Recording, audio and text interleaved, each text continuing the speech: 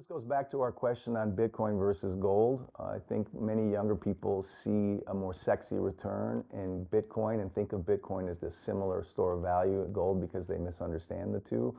It's understandable when you're young. Certainly when I was in my 20s and 30s, speculation and acquiring wealth was far more important than preserving wealth. I think the Bitcoin camp has done a very good job of packing on to the gold narrative of the problems in the world with debt and currency debasement and governmental and banking distrust, and they tacked onto that narrative and came up with a digital alternative which has the same properties, they say, as physical gold or better properties.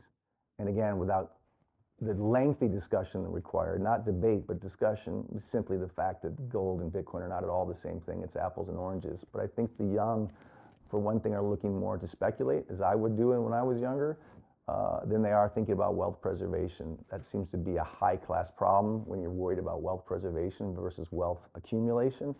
I think those that have been fortunate enough to come into some amount of money while they're young need to be totally versed in the difference between Bitcoin and gold. Doesn't mean they can't speculate. There's no better speculation asset than Bitcoin, also no greater risk asset, in my opinion. But when you're talking about whether wealth preservation, that's simply not in the minds of the young right now. It's not a sexy topic. Gold is for outdated relics like myself or pet rock collectors.